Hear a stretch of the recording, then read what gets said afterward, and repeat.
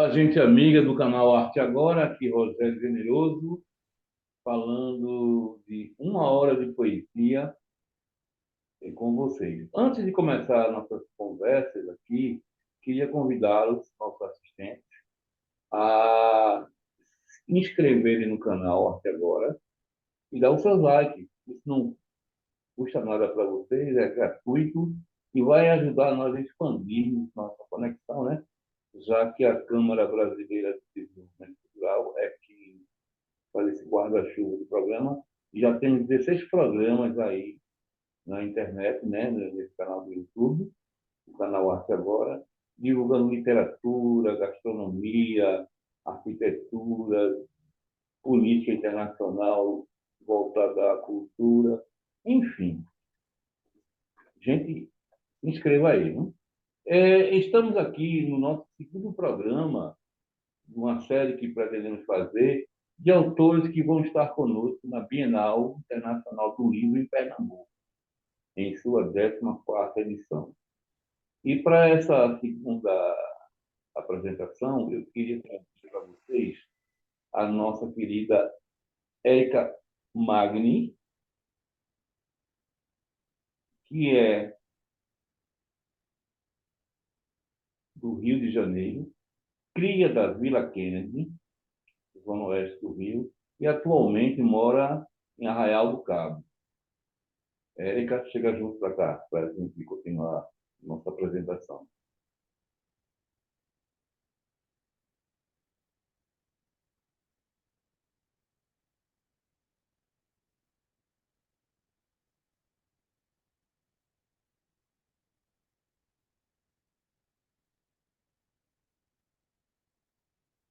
Érica deve estar se aprontando.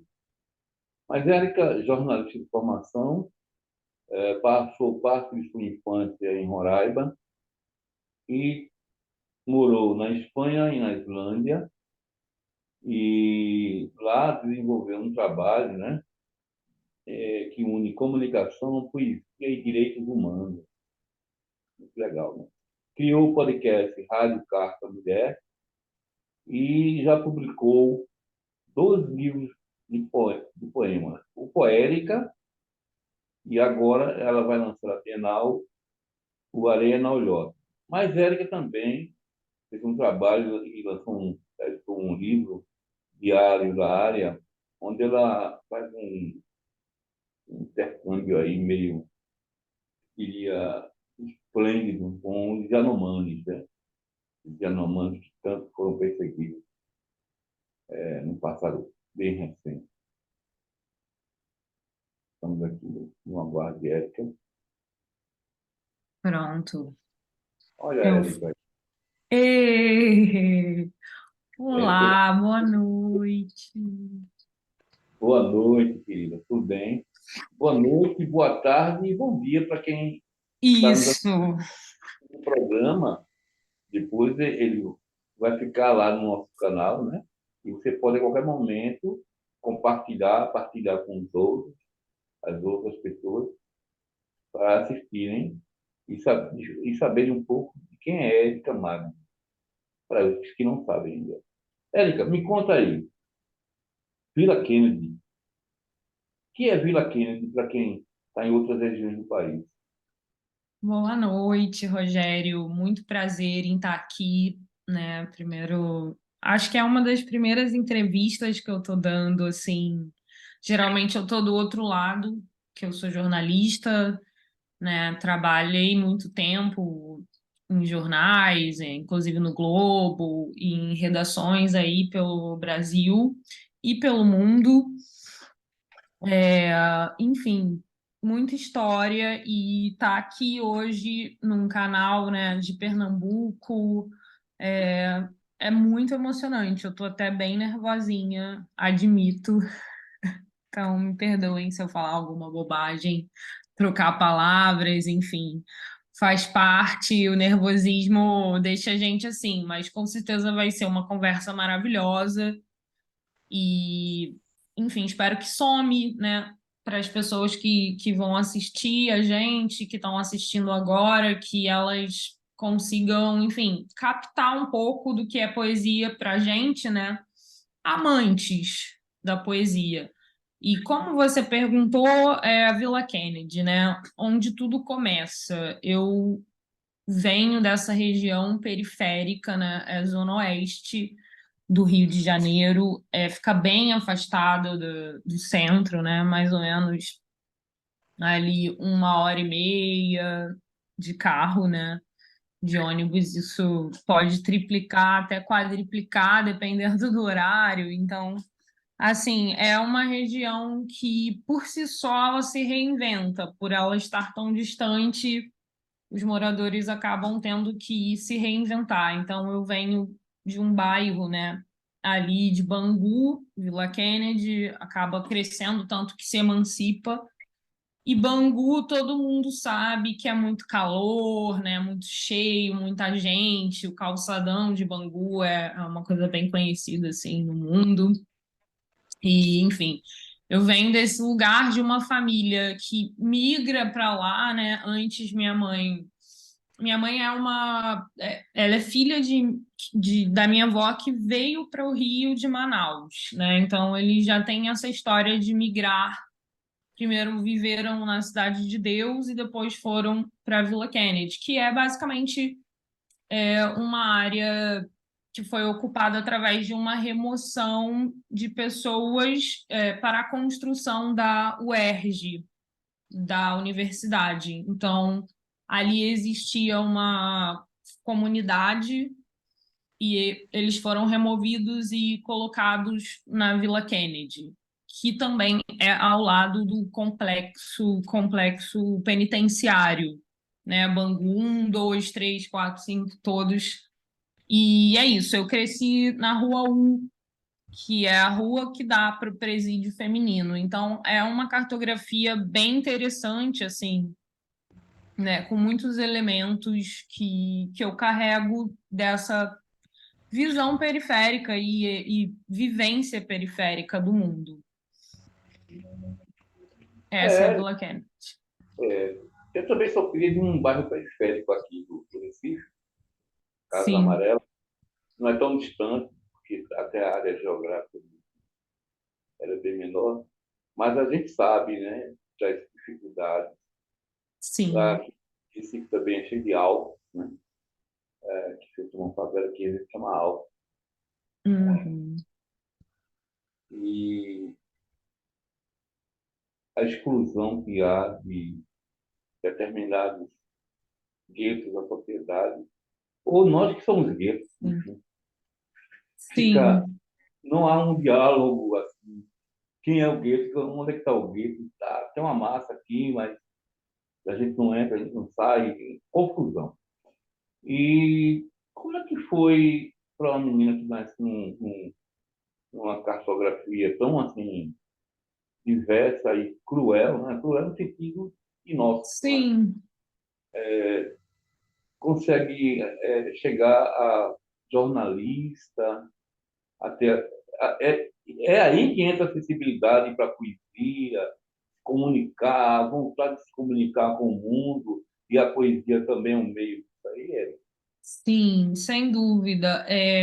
Como você falou, né, o peso, né, de viver em um lugar como a Vila Kennedy sempre foi algo que me motivou a estar buscando uma melhoria de alguma situação que eu não sabia muito bem qual era ainda, mas eu já tinha esse incômodo não só pela distância em si, mas pela violência cotidiana, né, do dia a dia que eu vivia, de ver mesmo corpos, de ver situações de abandono, né, do Estado ali, de... Minha mãe sempre foi uma pessoa muito atuante na comunidade.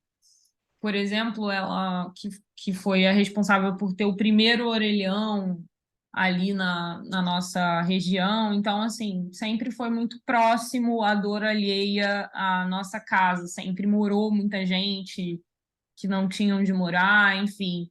Tudo isso veio trazendo uma realidade muito brutal. E a questão do tráfico também é uma região, né, que acontecem conflitos que, enfim, são horríveis, pessoas perdem a vida e a gente teve que passar muito tempo, né, se protegendo também, se escondendo embaixo da cama por tiroteio, coisas assim.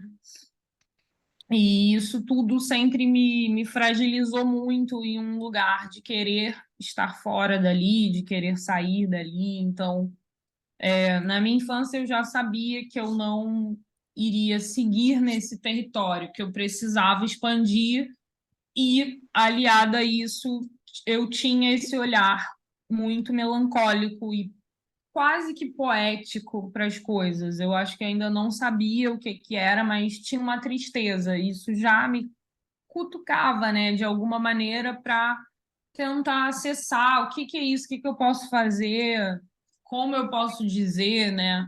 E eu comecei a escrever desde muito cedo. Minha irmã, minha mais nova, que Carol, ela sempre foi leitora das coisas que eu escrevia e era uma espécie de já laboratório. Eu escrevia peças, eu escrevia roteiros, eu escrevia poemas, textos. Eu gostava muito de imaginar historinhas, sabe? E montando uma ideia, uma trama. Eu não sabia muito o que que era, Um mas roteiro. até sim, como? Um roteiro. Sim, exatamente. E sempre tinha personagens muito polêmicos. Eu gostava muito de coisas polêmicas. Então, minha família não olhava isso como uma coisa muito boa, né? Era uma coisa meio excêntrica, assim. Então, eu nunca tive muito apoio daquele tio que falasse assim: olha, toma aqui esse livro, eu li o que você escreveu, parece que você vai gostar daquilo, sabe? Aquela pessoa que te dá referências, eu não tive. O que eu tinha era a biblioteca dos meus irmãos que passaram pelo ensino médio, porque no total somos 5. Então, 3 deles já tinham passado pelo ensino médio e tinham aqueles clássicos, né? Graciliano Ramos, Raquel de Queiroz, Machado de Assis. Então, eu lia isso como uma. Meu irmão mais velho punia a gente com literatura. Se a gente fizesse alguma bobagem, ele botava a gente para ler um livro inteiro e a gente tinha que contar. E assim eu era a nossa escola, nenhum de nós ali, exceto eu, foi para a literatura, mas todo mundo ali flertou com aquelas ideias, né? Que a escola mandava. Na minha época, no meu ensino médio, já não tinha mais literatura na escola, já tinha acabado essa era. Então, assim, os meus irmãos tinham, tipo, minha irmã tinha 14 anos quando eu nasci, então a diferença era mais ou menos essa. E já no meu ano ali, já não tinha literatura, então eu não tive contato muito, assim, com uma possibilidade de entender o que que era aquilo, o que que era texto, o que que era livro, era uma punição, era divertido. E eu competia um pouco com um primo que eu tenho, que bate na mesma idade, o Jorge, e ele não gostava de ler, então eu achava que eu era melhor que ele, porque eu gostava de ler, ele não gostava. Então, assim, era quase que um jogo intelectual infantil que no futuro eu acabei vendo que era, já estava tudo, né, ligado ali, aquele interesse pela literatura já pulsava de alguma maneira na minha veia, até que eu tinha 15 anos e eu queria trabalhar, né? Eu queria ter um emprego, porque esse meu primo já trabalhava, ele era menor aprendiz no Banco do Brasil, e eu queria a mesma coisa, mas minha mãe não deixava porque eu era menina. E aí eu insisti muito até que eu consegui me inscrever num curso chamado Camping Mangueira, que é no Morro da Mangueira, né? Eles tinham uma cota para quem era de fora. Esse curso ele te preparava para o mercado de trabalho. Então eu quis muito, uma amiga da minha turma do ensino médio falou: "Estou fazendo, já vou começar a trabalhar". Eu falei: "Nossa, eu quero Mãe, deixa, deixa, deixa. Ela, não, não, não, porque você não vai saber andar no centro, você não vai. Como é que você vai se virar sozinha? Você só tem 15 anos. E eu queria muito. Consegui convencer minha mãe, passei lá no curso, fiz o curso que te ensinava coisas básicas, como preencher um cheque, como falar português, como calcular como fazer um envelope, sabe? Tipo, o que que é correio, o que que é CEP, meio que ensina mesmo para o jovem da periferia o que que é a vida. E eu acabei indo trabalhar no Jornal do Brasil, né? Então, ele estava no fim ali, numa decadência já interessante de viver, era tudo mais acessível, os grandes jornalistas passavam do meu lado, né? Eu estava lembrando esses dias que o Lula, em 2012, esteve no prédio que eu trabalhava, eu recebi ele, abri o elevador, saiu o Lula, uma comitiva com a Benedita, estava tentando ali o início da eleição, né? Daquele ano de 2012, e hoje eu olho para isso tudo e eu vejo que o texto, né, a palavra, já tinha um propósito assim na minha vida. Eu tinha que ser escritora, porque já corria e entrar no jornal foi só um empurrão maior. Eu ter a dinâmica do jornalismo ali toda, dos escritores, lidar com isso foi fundamental para eu me acreditar que era possível, sabe? Foi a primeira coisa que eu quis na vida. Ô, Érica, já, Eu falo tem, pra caramba. já cortando, mas é por um Pode bom me motivo. cortar. Não, eu quero dizer assim, já que você explanou tão bem seu desejo, fragilidade, a gente quer conhecer a literatura de Érica. Pode nos dar para a gente já um poema? Claro, eu separei alguns textos aqui do Arena Olhota, que é o segundo livro que eu estou lançando, né? Pela editora Pedregulho, que é uma editora só de mulheres lá do Espírito Santo. Enfim, eu acabei de lançar agora e vou ler um texto para vocês que se chama Na Lapa. Se amanhã é um oceano profundo que teremos de atravessar a remo, começamos a praticar a arte do remo, então, nos ambientes não aquáticos. Fora do mar, dentro do olho, enquadrando o céu que se deita fora do quadro. Se amanhã temos de correr pondo blusas e cílios, joias e relógios brutais, marcando desorientados, dizendo: fugiu correndo pelo pasto, este o tempo. Fugiu pela caatinga e desceu lívido no solo árido até chegar ao limite seco. Na asa dele, sacolas de sopro bélico e morte pelo caminho tornaram-se certos. Ó mestre, me é duro, ó mestre, me é duro. E recorro às vitrolinhas do brechó. Para mim, que namorava bombas, amantes de carícias, e passamos a ameaças corrosivas, como gotas de ketchup na boca do homem sem teto, frente à lixeira. Meu Deus, parabéns. Ah, que bom que você gostou, querido. Fico feliz, porque você escreve demais. É tenso, assim, para um escritor ler um texto para você, viu? Ah, faz isso não, horrível. Ó, mas Ah, tá.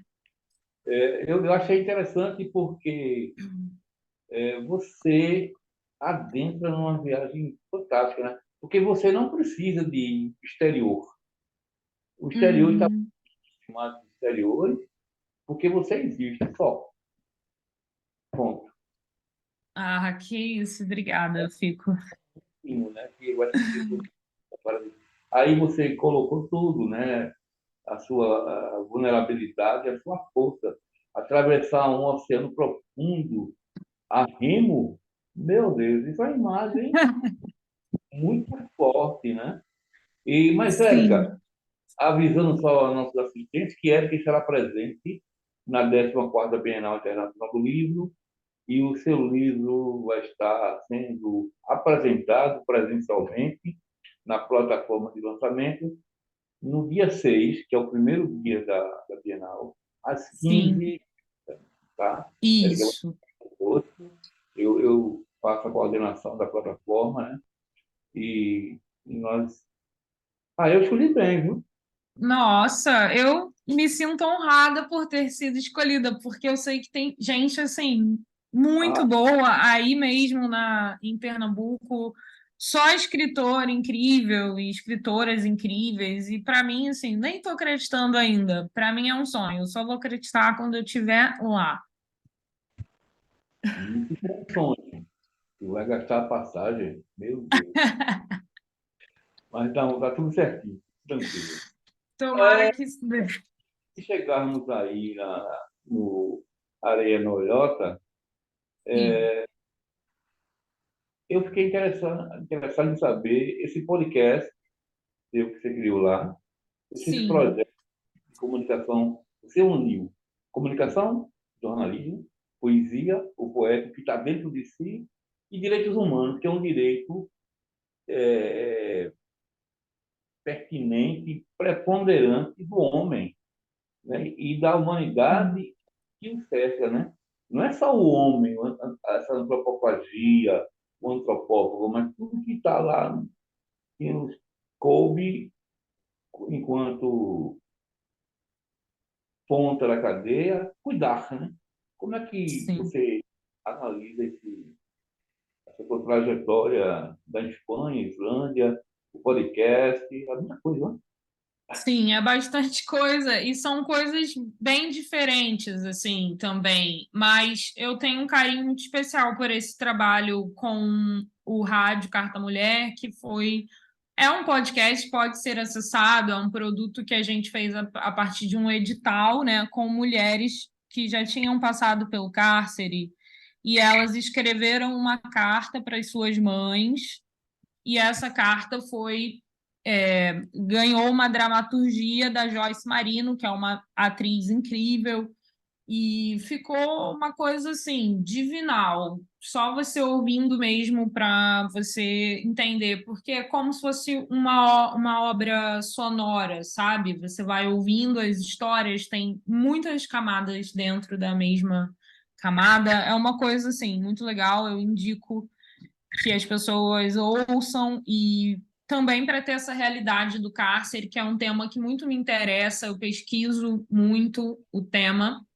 É, pode falar. Você quer falar Não, alguma coisa? eu só queria. Pode passar o endereço, como acessar esse. Sim, no YouTube, Rádio Carta Mulher. Ele já vai aparecer. Só digitar Rádio Carta Mulher, podcast, né? Ele tá lá acessível no Spotify também. Todas as plataformas de áudio você encontra.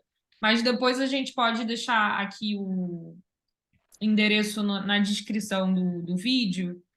E, enfim, esse trabalho foi desenvolvido com mulheres incríveis, principalmente com a Bianca Caluto, que é uma artista que eu trabalho, ela é trans e ela tem uma vivência incrível, assim, ela me ensinou muito. Eu acho que a minha vida se divide, assim, entre antes da Bianca e depois, porque depois que eu a conheci, meu campo de percepção poética cresceu muito, porque ela me trouxe realidades muito brutais. E, enfim, eu, quando nasci, o meu pai estava preso, né? Então, o cárcere veio e destroçou, assim, a minha vida desde do início, né? Eu não tive a oportunidade de ter um pai presente, enfim, ele já era envolvido com questões de máfia italiana, né? Ele era um cara de Roma que trabalhava com pedras preciosas e tráfico de mulheres. Isso eu vim descobrir depois, com 24 anos. Então, isso tudo também me afetou de uma maneira em que eu não podia mais simplesmente ignorar isso, né? Eu tinha que olhar para dentro. E na minha família sempre foi um tabu muito grande falar dessa prisão, falar desse período. e eu não soube, ninguém conversava, ninguém fala, até hoje é um tabu. Então, assim, para mim, eu tive que lidar com isso tudo sozinha, muita terapia, né? Claro que ninguém é de ferro, e muito estudo em cima do tema, pesquisa, para tentar me encontrar. Isso, inclusive, eu quero transformar numa obra, né? Eu busco me suprir primeiro para poder botar essa história no mundo. É muito densa, né? Histórias familiares, em geral, são muito densas. E quando você quer falar de si, você tem que falar de um monte de pessoas, e isso também esbarra, né? Nessa questão, às vezes isso é tão doloroso para, enfim, para minha mãe ou para quem viveu isso e acaba sendo um problema. Então, assim, de fato, trabalhar com essas questões de direitos humanos, acesso a uma possibilidade de ressocialização, é um interesse que eu tenho já há alguns anos, que eu venho estudando, e acho que toda a minha obra e tudo que eu faço, escrevo e penso em escrever, está linkado a isso, ao desejo da liberdade, de como a gente pode reaver o que está preso, como que a gente pode recorrer e dar um jeito de ficar tudo bem, sabe? Porque ninguém merece viver preso, né? Eu sei que, enfim, isso é um tema polêmico, mas essas questões de, né, do que é um direito, do que não é um direito, a arte, ela dá para gente muito material para a gente poder divagar sobre o assunto. E eu acho que meu papel é basicamente militar para que o direito do acesso à arte, à comunicação, à poesia seja de todos e todes. Então, é isso que eu tenho feito, assim, nesses projetos, né? Aqui no Brasil e fora, enfim, em todo lugar que eu estiver, eu vou estar atuando para essa liberdade ser real. Ô, Érica, e Diário da Águia, que você faz o trabalho junto ao povo Yanomami, Sim, e esse esse livro é fantástico. Uma pena que eu não separei ele aqui, eu não vou achar agora.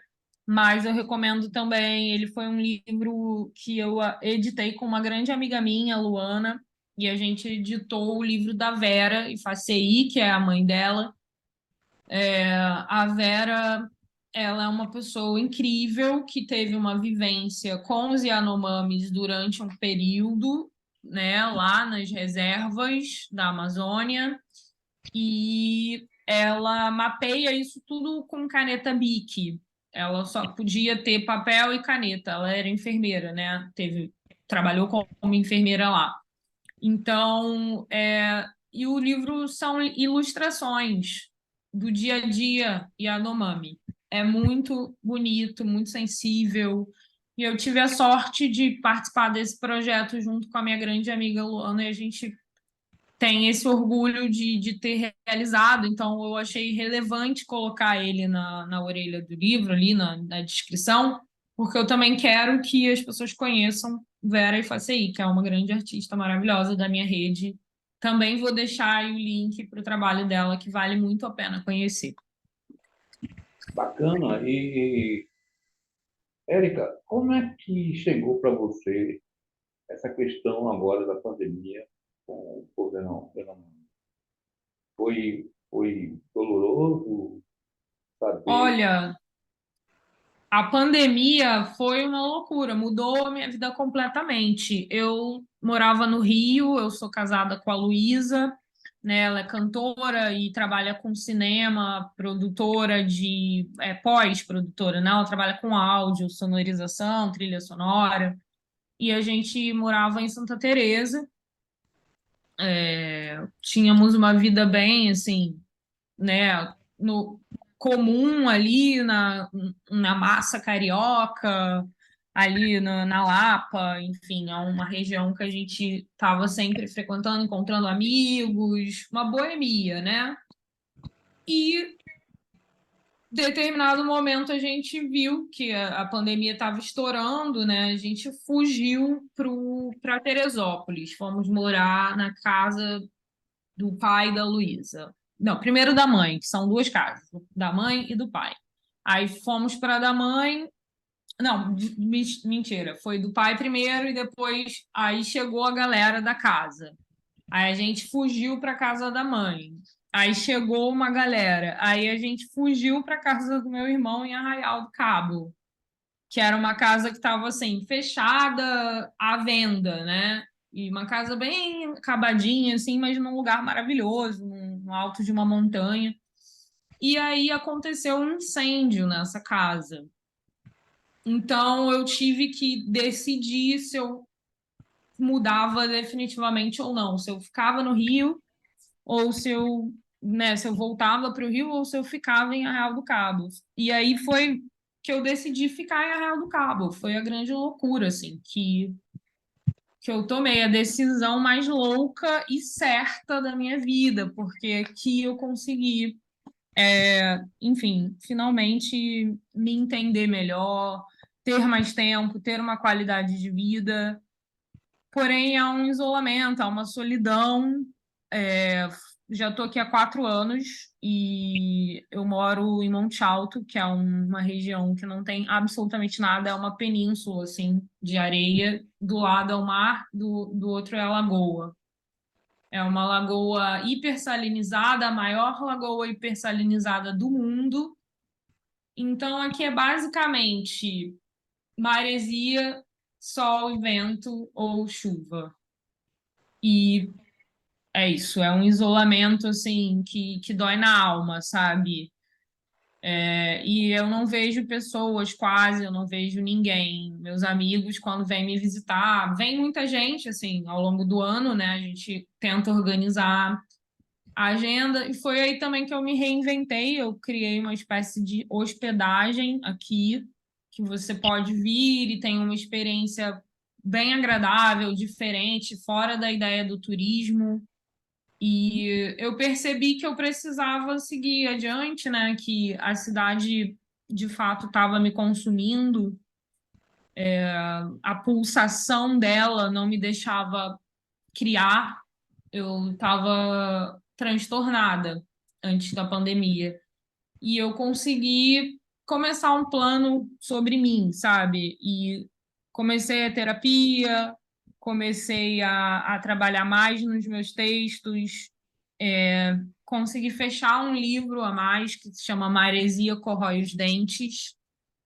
Ele está sendo finalizado. Então, assim, bem feliz com a pandemia. Aconteceram muitas tragédias. Minha tia morreu, duas tias minhas, a tia Tetê e a tia Maria, que é para quem eu dedico o livro. Você vai ver quando eu te entregar o seu exemplar. Mas tem Como, aqui em memória das minhas tias Tetê e Maria, que morreram durante a pandemia. E, enfim, muito triste. E eu também perdi um cachorro salgado, que eu também tenho textos para ele aqui no livro. Ele morreu atropelado, o portão abriu por conta de uma ventania e ele fugiu e foi atropelado na estrada. Foi horrível, porque ele só tinha 2 anos e era o amor, assim, sabe? Um amor, um cachorro maravilhoso. Foi uma grande comoção, foi triste. E, enfim, a pandemia trouxe coisas horríveis que eu não queria, não desejo para ninguém, assim como o incêndio, né, que foi triste, assim, a casa acabou sendo vendida, era uma casa que a gente tinha muito afeto por ela, mas enfim, coisas ruins, mas coisas muito boas também. Como um amadurecimento. Eu sinto que trouxe um amadurecimento para minha obra, para o meu trabalho, que é o Arena Olhota, né? Era um livro que eu já estava desenvolvendo do Rio, então tem muito texto do Rio de Janeiro ainda, e faz essa transição até chegar aqui. Ele é como se fosse uma espécie do que eu vivi na pandemia. Uma caixa de Pandora. ah, tá. Eu estava ouvindo aqui você falar, né?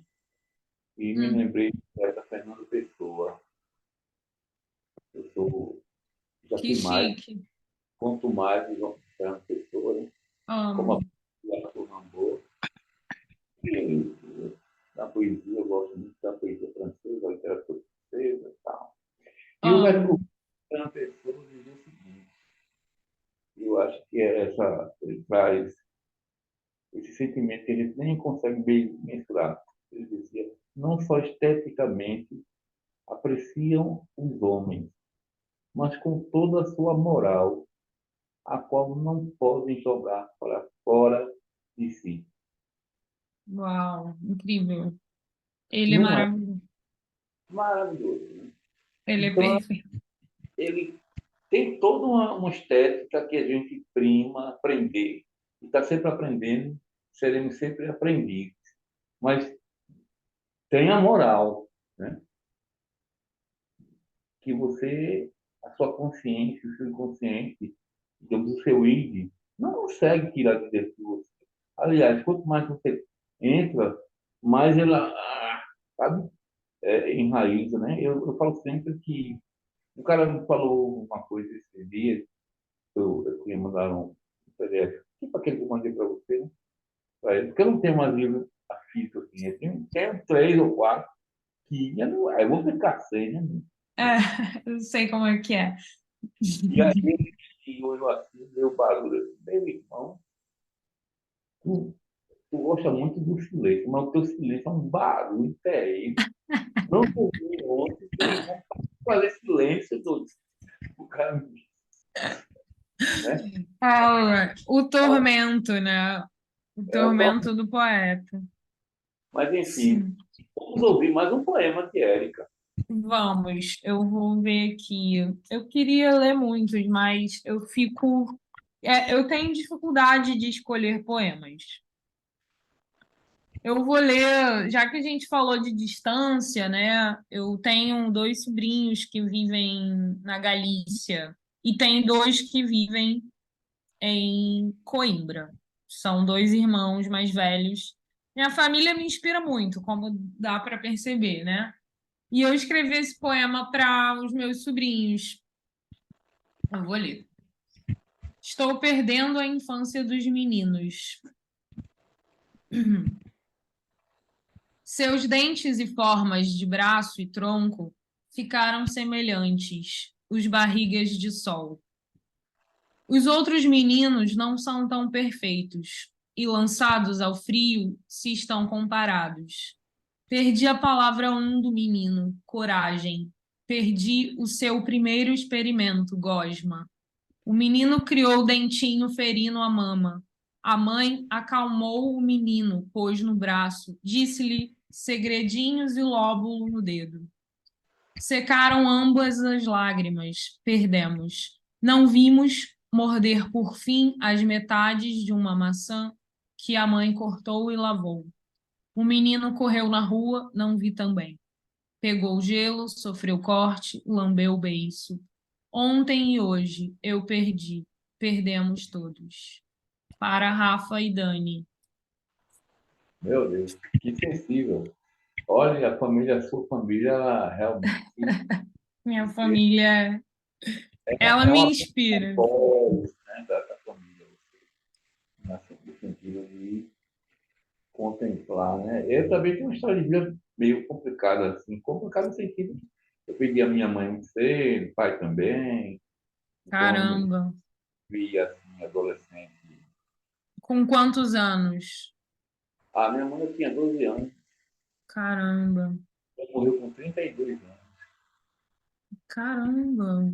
Meu De pai, quê? ela morreu num parto, Caramba. Que um parto história, hein? fino, né, também, que estava na barriguinha dela, também foi embora. Mas é porque era uma coisa que naquele tempo, eu já estou bem mais velho do que ti, Hum, não se fazia muito pré-natal, o Estado também. uhum. Enfim. E quando foi fazer o parto, descobriram que ela tinha um problema sério e não, depois que abriu, Caramba. teve como. Né? Depois E o a meu pai criança sobreviveu? já estava morto, esse grande problema. Caramba, meu Deus.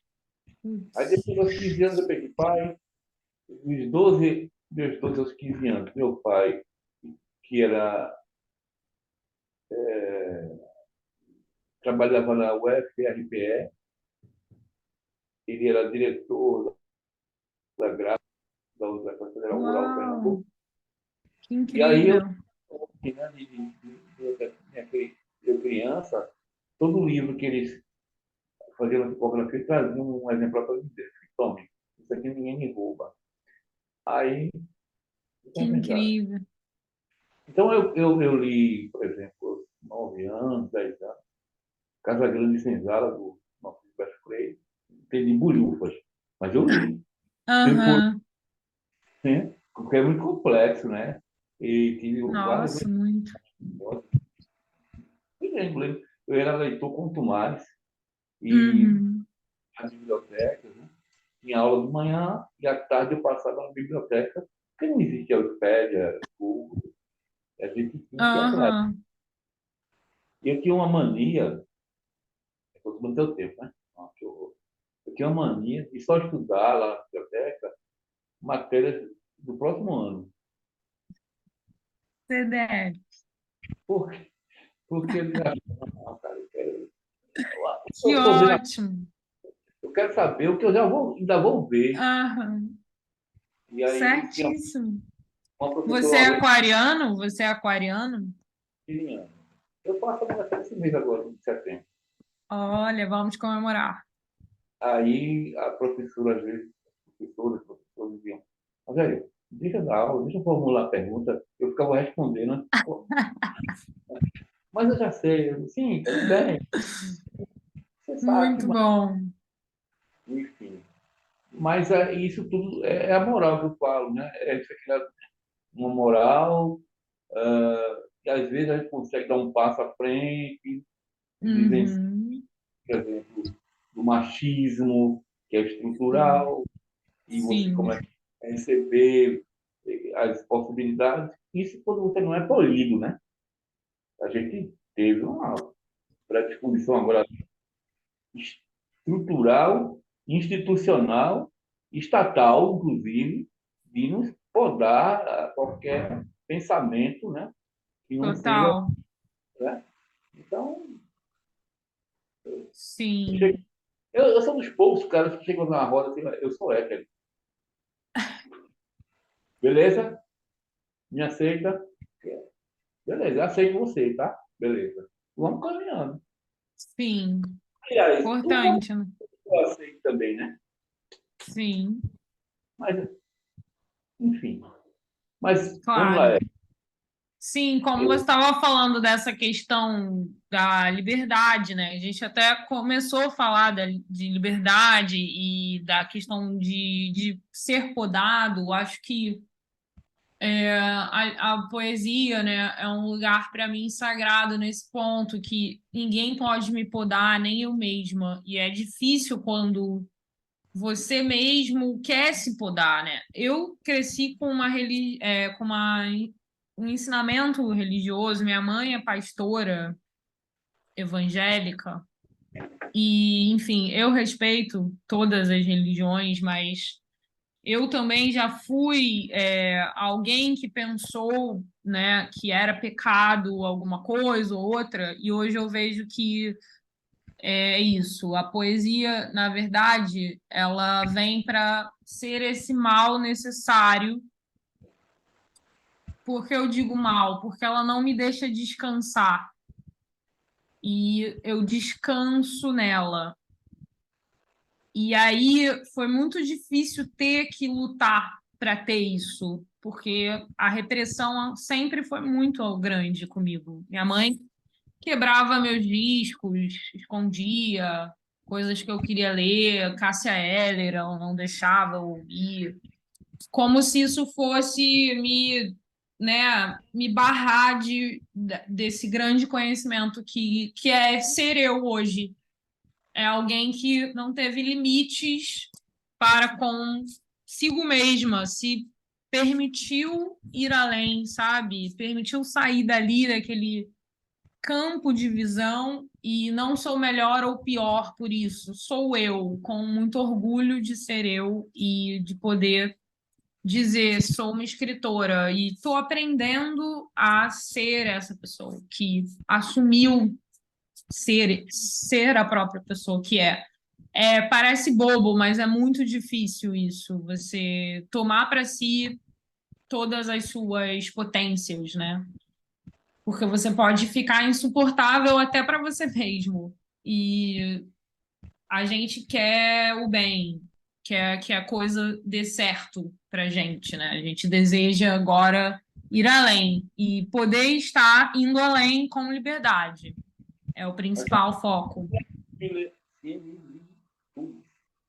Similaridade, sei lá. Quando minha mãe faleceu, meu pai, viu que não ia ter condição de nos criar, entregou para minha avó. Falou com ela, olha, éramos seis. Eu era Caramba! E aí, minha avó era evangélica, mas minha avó tem um respeito, rapaz, eu queria ter aquele. Porque é o seguinte, eu era roqueiro, ó, meu Deus. Aí eu tinha, Adoro. eu cheguei a ter uns. Eu colecionava vinil, né? Eu cheguei a ter quase 4 mil vinis. Muita banda, né? Tipo Led Zeppelin, The Who, Crash, Sim, adoro. aí Caetano, Gil, coleções, né? Minha avó, o máximo que ela pedia, só um pouquinho mais baixo, que incomodou de mim.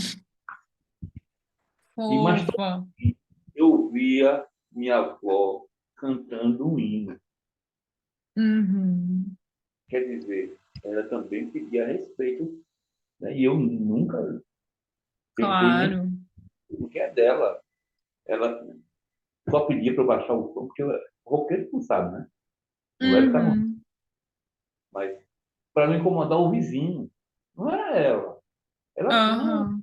pouquinho dela e ela foi até o fim no caminho dela. E eu sempre digo, acho que tivesse a natureza de minha avó, assim, que é aqui no Nordeste, aquelas senhoras do cambito fino, né?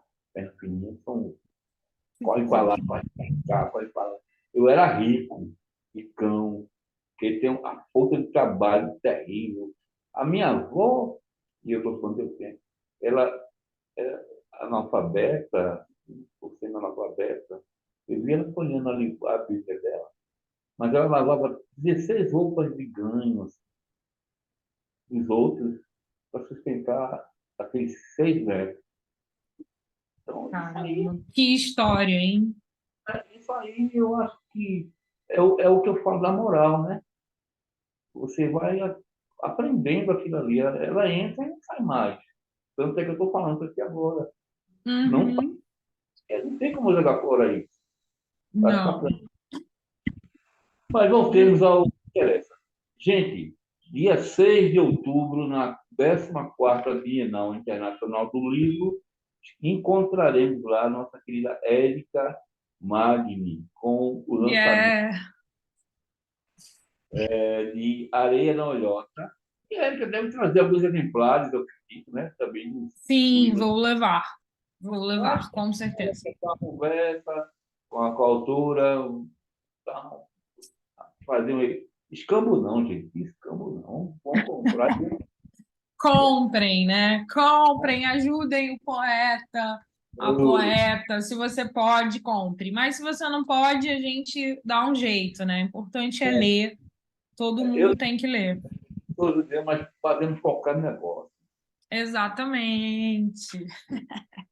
Ô, Érica, a gente está encaminhando daqui a pouco para o nosso final, e eu quero ainda ouvir poemas teus, né? Ou um ou dois poemas, porque aqui, conforme tá, é 1 hora de poesia, e a gente tem um espaço. Porque esse canal Arte Agora tem 16 programas, né? Tem Caramba, gente, que incrível. Muito bacana. Estou muito feliz de estar nesse canal Arte Agora. Assistam, sigam, ativem as notificações para seguir, porque a programação por aqui é muito legal. Eu estou apaixonada por esse canal. Mas, Érica, vamos ler um poema, aí depois eu vou fazer uma pergunta aqui, que vai estremecer. Eita ferro! Tá, em homenagem à sua mãe e à minha própria mãe também, porque foi inspirado nela que eu escrevi esse poema que eu vou ler agora. Eu fiquei 3 meses no Fundão, que é um hospital aqui no Rio, né? Para ela trocar a válvula da horta. Então, foi uma experiência bastante transformadora também. 3 meses diários ali. Eu vi coisas absurdas e acabei tentando, né, trazer isso para as palavras e ficou mais ou menos assim. As mães estão quebrando, mas os filhos o quê? Lidam com trapaças meticulosas, extrações, ferrovias de artérias, músculos do grande olho, paredes, portões, abre e fecha, salas de corte, pleno espaço-prisão, os índices de coagulação dos medidores hiperatentos, diâmetro exato, boca da válvula biônica, os legados de desafeto, dispersão a tiracolo, a tirania das pequenas agulhas sempre implacável, o subuco básico dos ensinamentos, asepsia desregrada por temer o melhor desempenho da arma, os conta-gotas que pinicam, os pinos batendo no arranha-céu e o gosto amargo da lua cheia, o sol nascendo e se pondo, sem tocar, feridas ali mais à frente, um transeunte, um fim para ele. Para mim, desespero. Outro dia com as superbactérias. Amigos não estariam, claro. Minha estirpe corpulenta. Estamos ouvindo, não toque. Vacilos de uma boa mão. As mães estão em choque. Rompem noites, rompem horizontais. Minha cabeceira suporta, das colmeias não saberia. Tão assim para um verde e sempre mais para o azul. 12 panos para tantos dias e dias de ai de nós. Costurem a mãe, mas antes partilhem-na com o mundo. Abram as mães, enlouqueçam, gastem seus dias ainda claros, joguem-na para o alto e avante. Olha aí. Em homenagem à sua mãe também. Qual era o nome? Qual é o nome da sua mãe? Minha mãe era Nessi, era Maria Nelta. E minha avó, que me criou depois, é Iraíbe. A dona Iraíbe era fantástica. Então, eu E, dedico a elas esse texto. As mães estão quebrando. e eu quero estender a todas as mães. Todas Eu as mães. também. Sintam-se abraçadas. Exatamente. Érica, vê só. Seu poema é uma pura poética, porque você está descrevendo válvulas, procedimentos, aí aparece uma lua, aparece o ai de nós, que poderia ser o ai de mim dos gregos, né? Aparece tudo aí. É interessante como você captura imagens, realidade e botando no liquidificador, dizendo o bom liquidificador, não é pasteurizando, não. Não, Para sim, muito obrigada pelo. agregar para o leitor, o seu leitor. Mas é a pergunta que vai deixar você aí tem. Me diga, com toda sinceridade, que pergunta eu não lhe fiz? Quero que você exponha e fale um pouco do que eu não lhe perguntei. Essa realmente veio para abalar. Bom, eu acho que você fez todas as perguntas. Você é um entrevistador maravilhoso, me deixou super à vontade. Geralmente eu estou do outro lado e eu estou aqui desse lado. Foi uma experiência assim maravilhosa. Eu estou muito feliz. O que eu quero dizer é agradecer mesmo, principalmente a minha rede que me possibilitou trazer ao mundo o Areia na Olhota, que é o segundo livro. Eu fiz uma pré-venda, então 30 pessoas acreditaram no meu trabalho, compraram o livro para ele poder ser rodado. Então, eu estou vivendo esse momento de amadurecer o que eu acredito, né, de como entrega, né? Então, eu gostaria de passar, assim, toda a minha gratidão mesmo. Meu coração está em festa por ser acolhida por vocês, acolhida pela Bienal, e espero que o meu livro agregue no dia a dia. Eu sei enfim, é um caminho que eu estou começando. Né, eu tenho pouca experiência nesse papel, mas escrevo há muitos anos, leio há muitos anos. Então, também queria dizer que é isso, eu tô aqui, eu existo, muito prazer.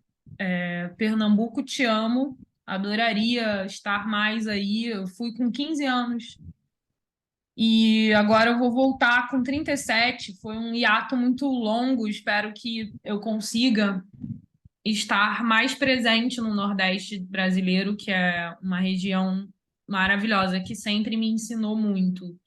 E tenho família aí, meu primo Matheus, minha prima Mariana, minha prima Roberta, que vão me receber aí. Eu estou em casa, praticamente, assim. E de verdade, muito obrigada por esse espaço. Para mim foi incrível. Eu estou nas nuvens. E você é maravilhoso. Eu li seu livro e estou encantada também pela sua poética. Quero meu exemplar. Se você tem, você vai. Aquelas. E eu tenho certeza que, enfim, só vai ser coisa boa daqui para frente. Estar aí é um presente mesmo. E eu acho que eu tô tentando, só rapidinho, eu tô tentando fazer um agito também em Recife, para além da Bienal. Então, assim, é isso. Já convidando todo mundo para essa tal festinha que eu vou fazer, que eu ainda não sei onde é, mas me sigam no Instagram para a gente trocar também. Para quem estiver começando e quiser falar, eu estou aberta, eu sou muito acessível nesse lugar assim de conversas. Eu gosto muito de conversar com as pessoas. E é isso. Muito obrigada pela oportunidade e pelo espaço aqui no Canal Arte, no Arte Canal. Não terminou ainda. Eu gosto que o autor, sabe, ele diz assim, ó, pô, faltou tu ir para essa linha aqui, eu queria falar mais e tal. Mas Porque eu falei tanto que eu fico com medo de estar falando muito. o poeta nunca fala muito, ele fala essencial. Se ele está num discurso grande, é porque a complexidade não existe. É, Quanto o é verdade. poeta falar, melhor ele fala do mundo. Mas, Érica, Pernambuco é uma terra hospitaleira. Recife, então, é, todo mundo fala que abraça e o problema é depois você querer ir embora. Viu? Se você quer as vistas aqui, é problema. Mas Eu eu não vou queria, querer. infelizmente, nós estamos chegando ao final, e mas aqui o entrevistado também tem a última palavra. Tá, certo. Eu vou ler alguma coisa, então, Exatamente. né? Você vai ler um poema e vai encerrar o programa dizendo o que você quiser, desde que não tenha mais uma hora, que aí não dá, infelizmente. Mas, assim, é o nosso encerramento, agradecendo aos assistentes nossos do segundo programa sobre autores que estarão na Bienal e convidando para vocês, no dia 15 nós teremos outra entrevistada e até lá nós vamos estar chamando as pessoas que a gente teve em contato, porque eu acho que a Erika é testemunha disso. Eu não gosto, quando você se inscreve também, não passa um e-mail. Eu protocolarmente respondo e-mail, mas eu peço logo, olha, vamos falar pelo WhatsApp que é mais ágil, é mais Ótimo. pessoal. Eu não gosto de digitar. E mesmo no WhatsApp não gosto de digitar, não, pode falar. Eu falo muito também. Érica, fica à E- vontade, leia um poema e a gente se vê lá na Bienal. Muito obrigada. Antes de ler, eu queria dizer até que é ótimo saber, porque geralmente as pessoas preferem falar por e-mail, mas você sempre muito solícito, né? Um curador maravilhoso que, assim, não sei por que você me escolheu, né? Mas acredito que depois de ler o seu texto eu fiquei impressionada, assim, e você contando sua trajetória me comoveu bastante.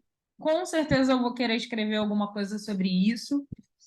E já tenho pontos altos e baixos aqui, minha cabeça não para, fica funcionando o tempo todo.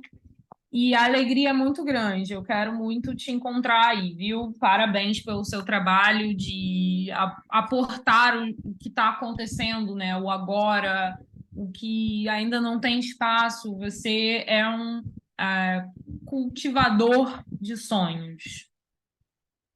Eu vou ler um poema chamado Dia 2 de Fevereiro, que é dia de Iemanjá, né? como todo brasileiro sabe. Começa assim: adormecendo numa tarde aos pés de uma grande árvore à beira-mar, tive um sonho. Elas estavam numa intensa arguição de cinturas formidáveis, saias, unhas.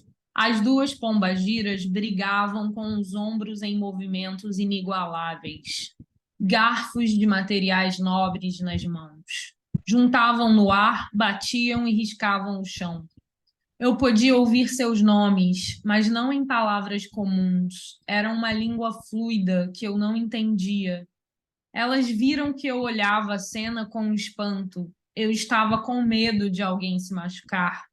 Pedia para elas não se machucarem enquanto rodavam as saias enormes que iam e voltavam na minha testa suada. Vi que descia sangue do céu como uma fina linha vermelha no ar. Por um instante, pensei estar do lado das escolhas, finalmente do ângulo correto, pela única vez até aqui. Furei num ímpeto a lateral da minha mão, numa área irrigada. O jato de sangue espirrou nas flores brancas que eu segurava e escorreu delicado entre as pétalas. Perdida por flutuar entre tantos panos que iam e vinham, ainda na minha fronte, eu ensaiei me sentar no meio-fio e a encruzilhada se fez presente.